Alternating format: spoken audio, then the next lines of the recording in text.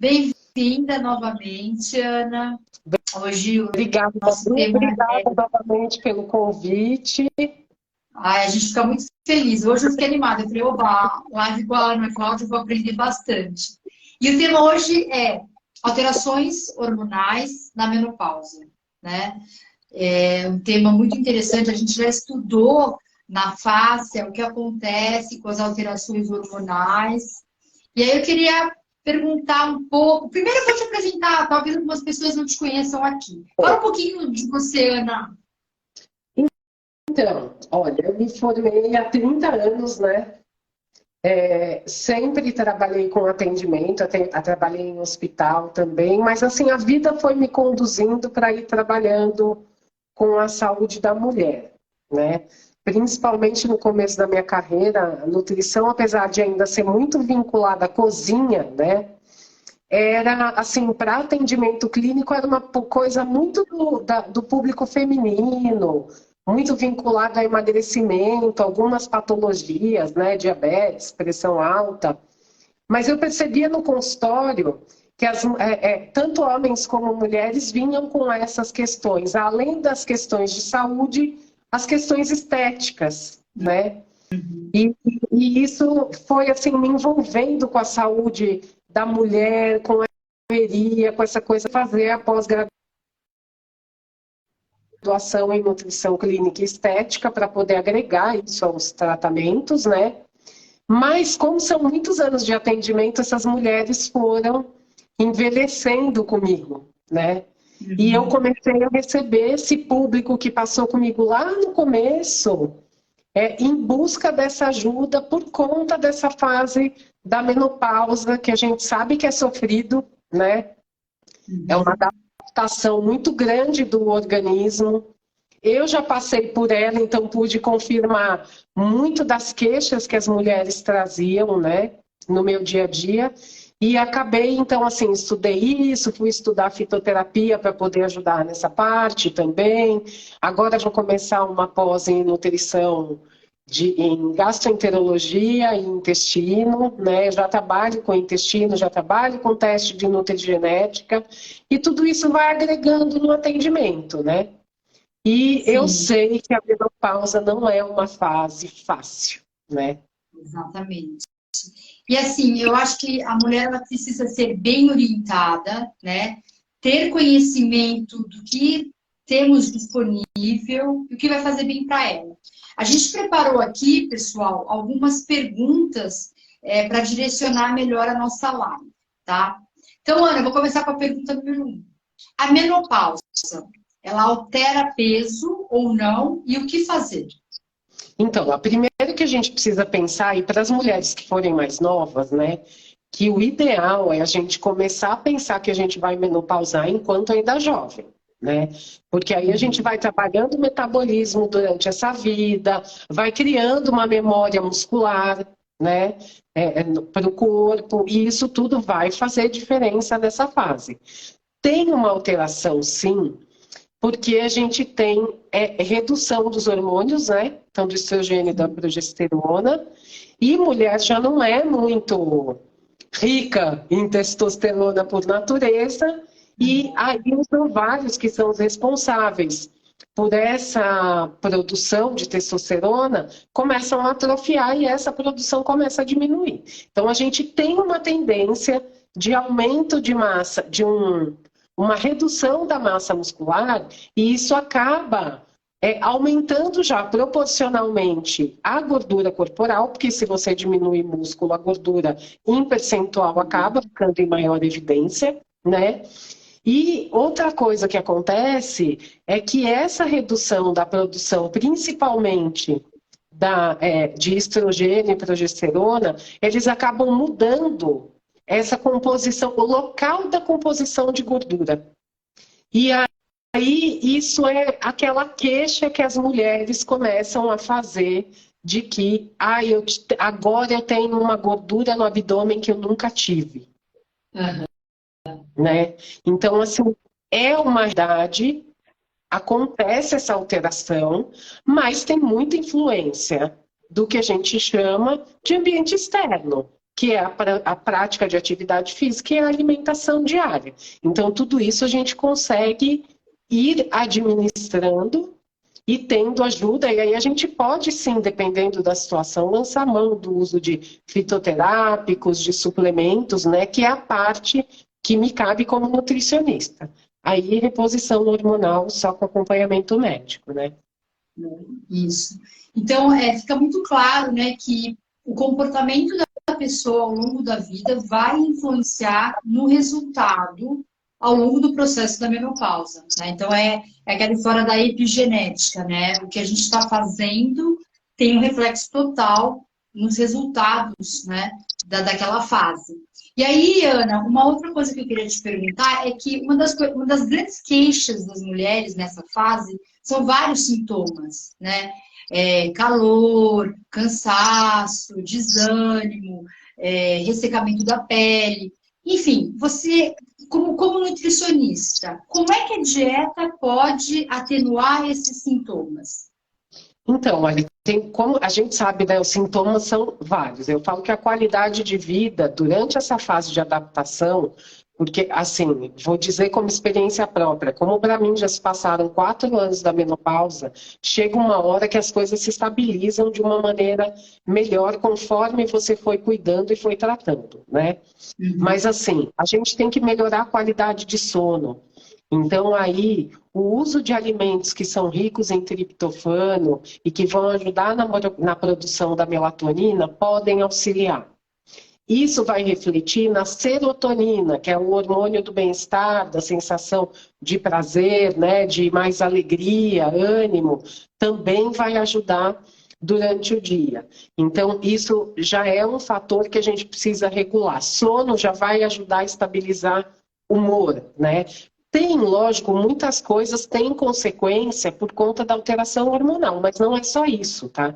Eu gosto de falar porque a fadiga, por exemplo, ela pode estar relacionada a essa questão hormonal, mas ela pode estar relacionada também à má qualidade do sono e à má produção de energia pelas células, que tem muito a ver hoje com a nossa saúde intestinal, com a nossa nutrição diária, né? Então, essa questão do fornecimento de vitaminas e minerais, o uso de antioxidantes, alimentos antioxidantes. Eu falo que antes de suplementar, antes de pensar em usar probiótico, colágeno, arruma a alimentação, porque senão nada disso vai fazer efeito, né?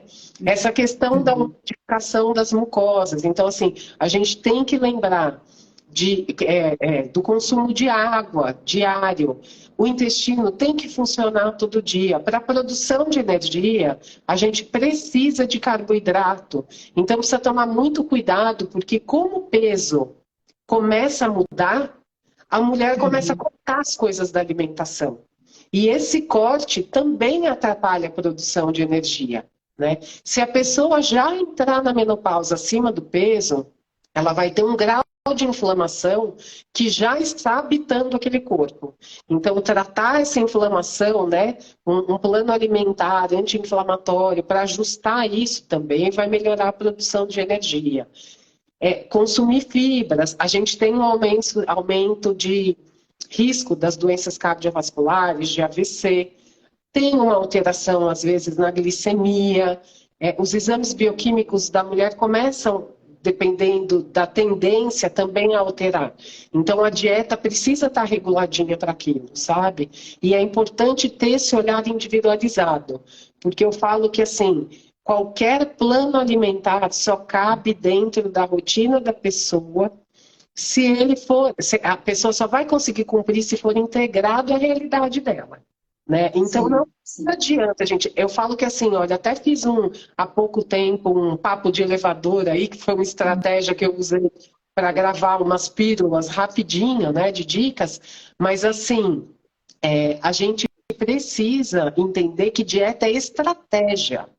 Ela não é criada para ser feita a vida toda. Ela tem que ser uma estratégia e às vezes a gente usa várias estratégias para ir ajustando o resultado, mas o hábito alimentar tem que ser mudado, do mesmo jeito que a prática de atividade física. Já tem estudos mostrando que, por exemplo, a atividade física, como muitas vezes estimula períneo, aí vocês que são profissionais do movimento vão saber dizer melhor do que eu, isso também melhora a secura vaginal. Então, depende da gente, né? Exatamente. Você mencionou sono e alimentos ricos em triptofanos. Quais seriam esses alimentos? Olha, a gente pode usar aveia, então o farelo de aveia, o floco de aveia mesmo. Para quem não tem intolerância aos produtos à base de, aos produtos lácteos, então o iogurte, o leite para quem toma, né? Banana, mel, morango. Então são alimentos que às vezes você coloca uma pequena ceia ali antes de dormir, uma horinha antes de dormir, eles vão ajudar a estimular essa produção de melatonina antes do sono. Sabe aquela coisa do leitinho antes de dormir que os antigos falavam?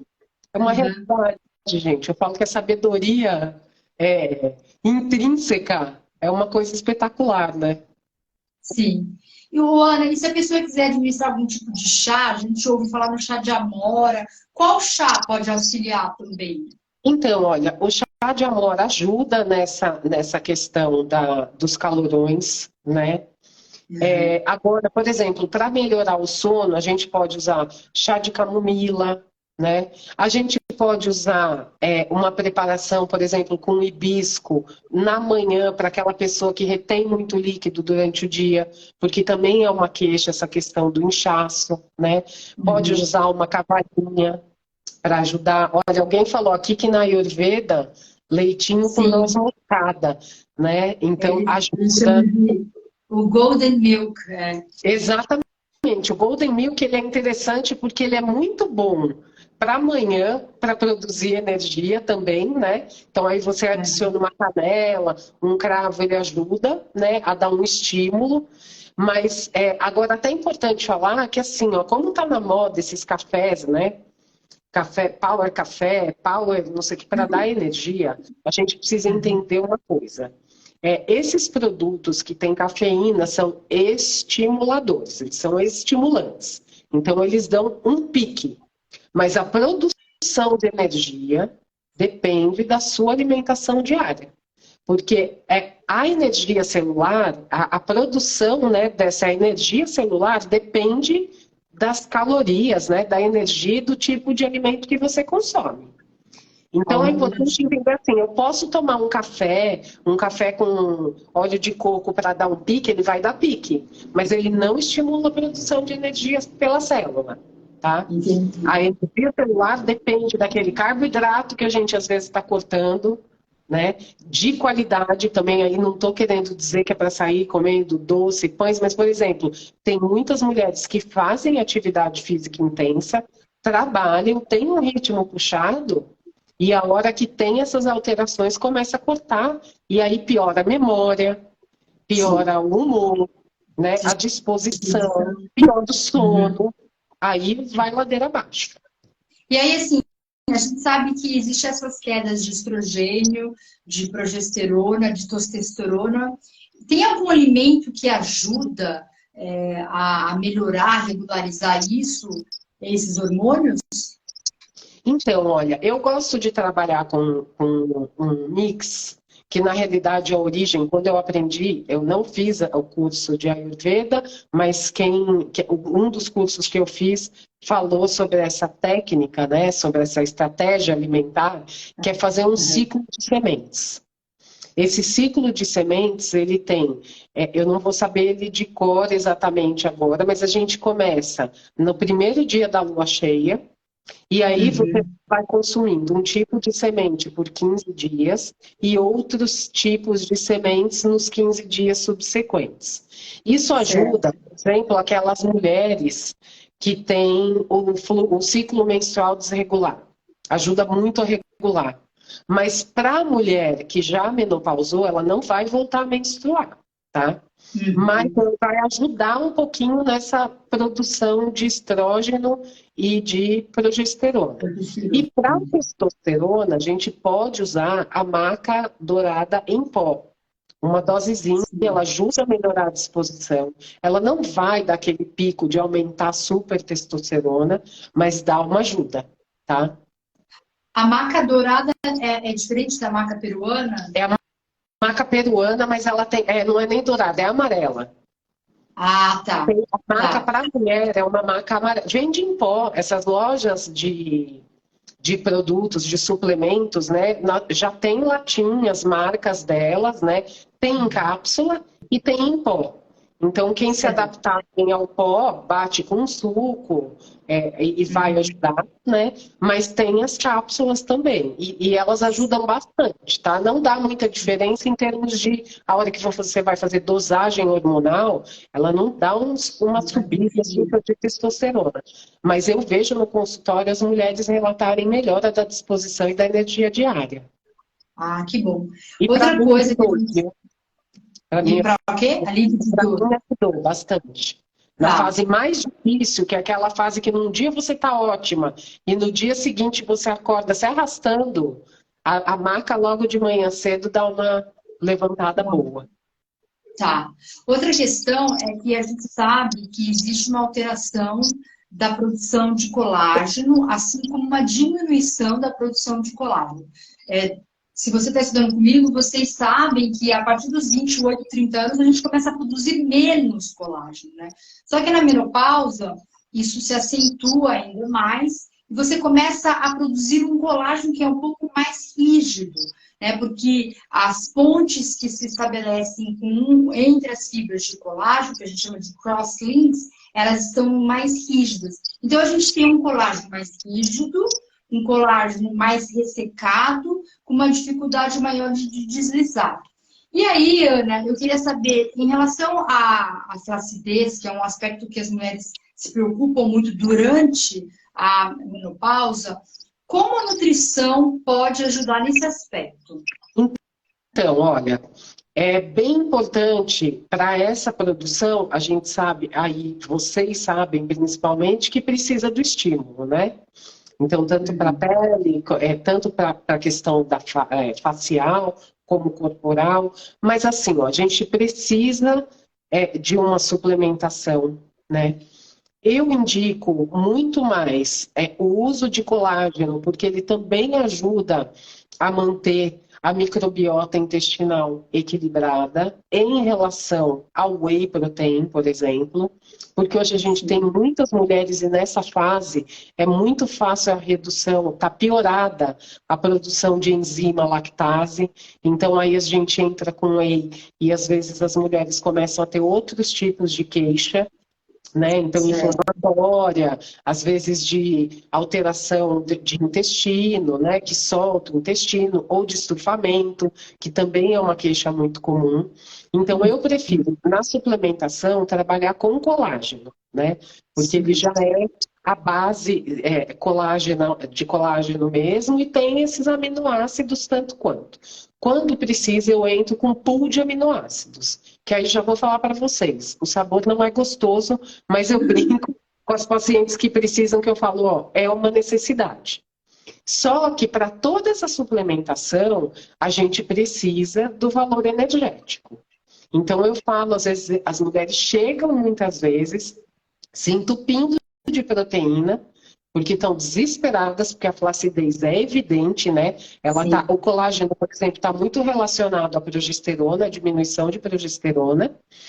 E aí eu falo, espera um pouquinho, diminui um pouco a proteína, porque o excesso de proteína, principalmente animal, que é o que as pessoas acham que é a única fonte de proteína, né? É mais inflamatória.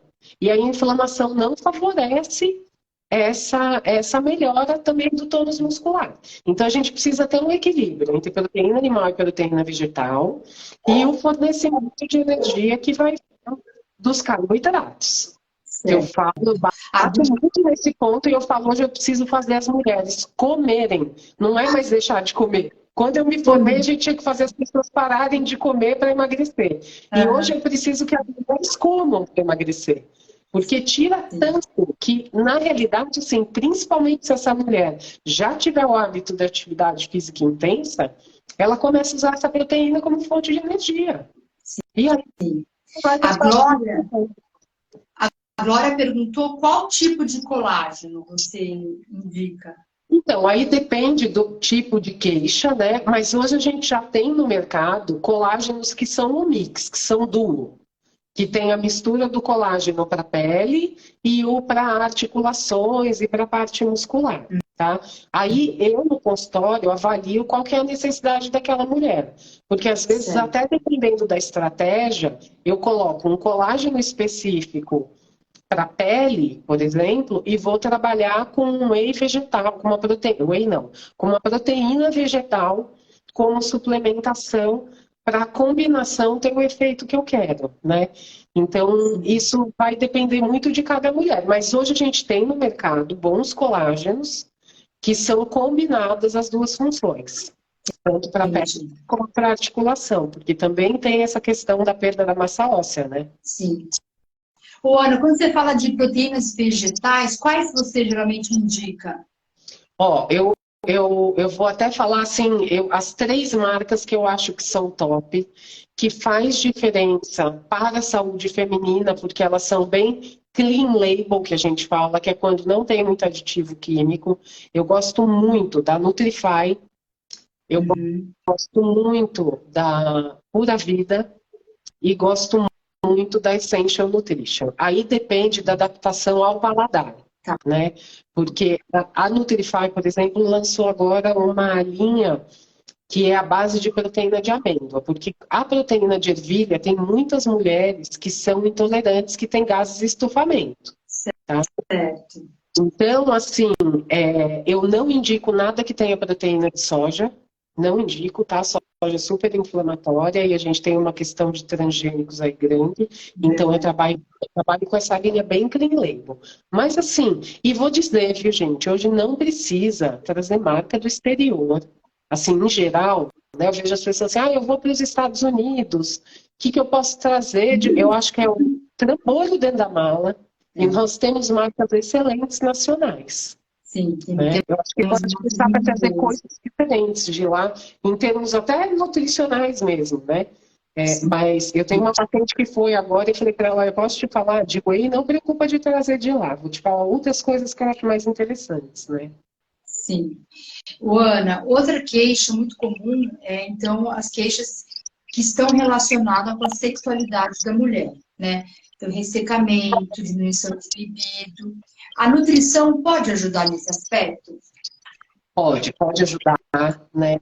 Primeiro, eu acho assim, a gente precisa avaliar com cautela o grau de inflamação da mulher, né? Porque um corpo inflamado ele é mais sensível à dor, ele tem uma menor produção de neurotransmissor, né? Tem a questão do ressecamento vaginal, e aí é importante olhar para esse ressecamento em todos os aspectos, né? Inclusive médico. Eu indico nessas situações, pode ser usada, por exemplo, também a maca peruana, como um auxiliar, né? E na alimentação, é a gente ajudar a melhorar essa mucosa. Então, é importante a gente ter um equilíbrio de flora vaginal, porque o que acontece? A gente sabe que vai ter uma atrofia desse aparelho sexual, né? Então, fica mais sensível mesmo às paredes internas, é uma questão até de dor. Mas tem um desequilíbrio do pH vaginal. E um desequilíbrio não, uma alteração. Tá? Então, esse desequilíbrio de pH vaginal, essa alteração do pH vaginal, que ele fica mais alcalino, ela acaba aumentando a facilidade de infecção urinária, aquela questão da urgência urinar também, né, independente de ter infecção ou não. Então, é importante a gente tratar a flora do intestino, porque o nosso ânus é muito perto da vagina, e aí, às vezes, a gente tem migração de bactéria de um lugar para outro.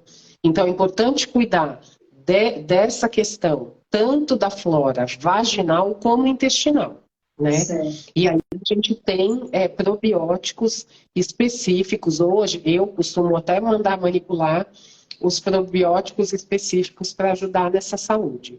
Lembrar mesmo da hidratação, porque aí a gente ajuda também essa urina a sair mais diluída, com menos resíduos, porque às vezes as mulheres se entopem, chegam no consultório já tomando 890 suplementos. E aí não consegue fazer um xixi branquinho, né? Clarinho. O xixi está sempre concentrado em nutriente, em coisas que o corpo está tentando eliminar. Então, até essa suplementação, é importante a gente ter uma atenção para fazer a suplementação correta para essa mulher, para também não sobrecarregar esse aparelho urinário que já está sofrendo alterações, né?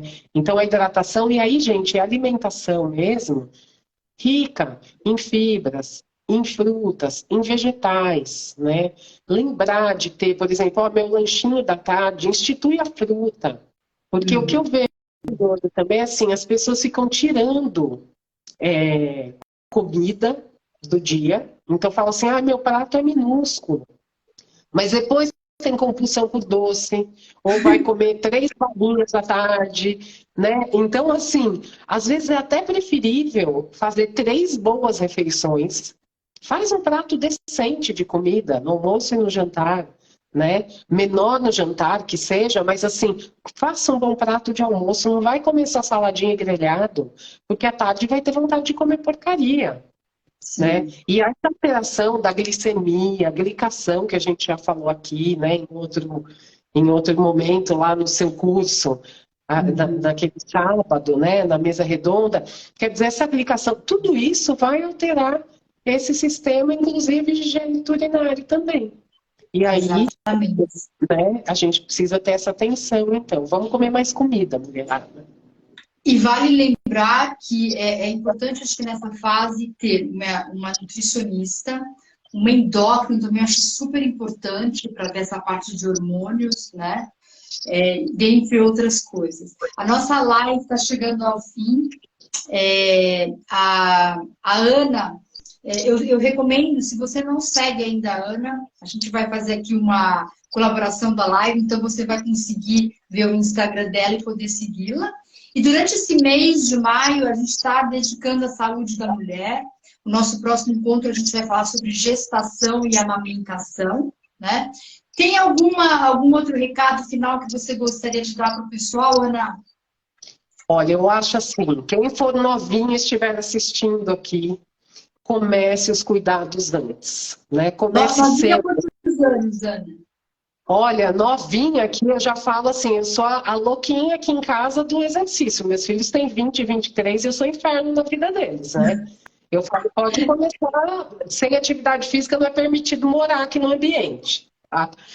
Mas eu digo assim, olha, também para quem nunca fez nada, comece.